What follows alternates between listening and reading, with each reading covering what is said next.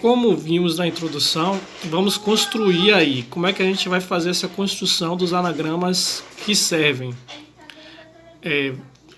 Vamos colocar as outras letras N, A, D, O como se fossem uma barreira para poder separar as letras R, E e I. Então, eu vou colocar as letras N, A, D e O separadas uma das outras. Colocar 4 espaços separados.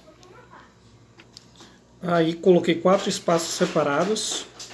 Então, vamos verificar aí para o primeiro espaço quantas possibilidades eu tenho. Então, eu tenho N, A, D e O. São 4 possibilidades para o primeiro espaço. Ao usar uma das 4 letras que eu vou usar aqui, vai ficar 3 para o segundo, 2 para o terceiro e uma possibilidade para o último espaço. Então, pelo princípio fundamental da contagem, vamos ter 24 maneiras de colocarmos essas letras nesses espaços aí que estão separados. Feito isso, vamos agora pensar quais são os lugares possíveis em que poderemos colocar as letras R, E e I. Então, as letras R, E e I, observem aí que eu risquei esses lugares, 5 lugares. As letras R, E e I podem estar em quaisquer 3 desses 5 lugares aí, que elas vão estar separadas uma das outras. Ou seja, temos 5 lugares possíveis, só que só iremos usar 3 lugares para colocar as letras R, E e I. Então aí no caso, para a escolha dos lugares, eu tenho um caso de combinação simples, onde de 5 lugares eu vou escolher 3. Então, vamos ter que calcular de quantas maneiras é possível encontrar os lugares para as letras R, E e I, como eu falei. Quando fazemos escolhas que não têm ordem, temos uma combinação. Então, combinação de 5 lugares, onde eu vou escolher 3 lugares. E aí já vimos essa fórmula, né? Que aí vamos fazer a conta. E aí temos 20 dividido por 2, que dá 10.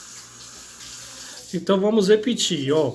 O primeiro passo, eu calculei 24 maneiras de colocar as letras N, A, D e O, que estão nesses espaços aqui.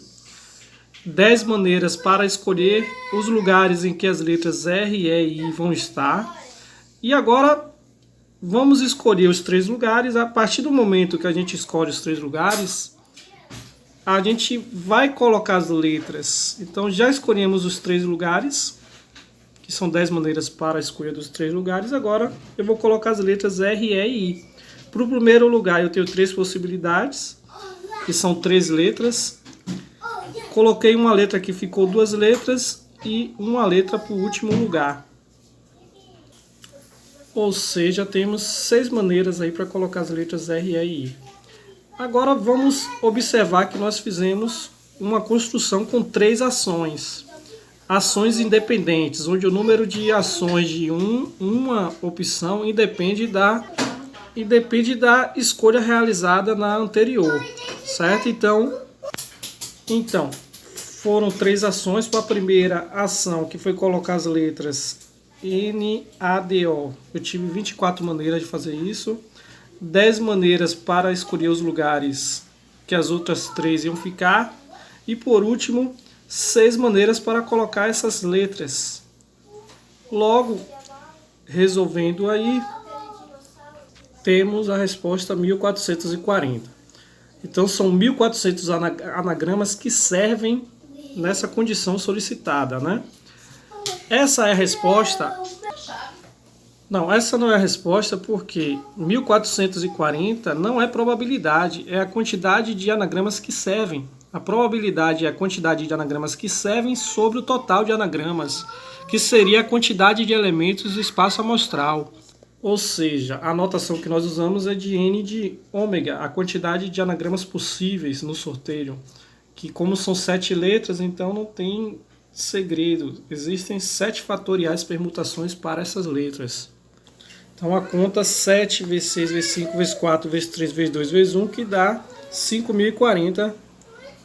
Ou seja, o N de ômega é 5040, 1440, que seria a quantidade de elementos do evento desejado, que nós denotamos de N de E. Pela definição de probabilidade, é N de E sobre N de ômega, né?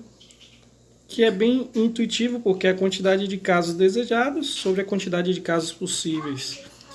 Fazendo a conta, 144 por 504, que dá para dividir por 4, ambos o numerador e o denominador. Obtemos aí 18 sobre 63. Essa é a resposta na questão.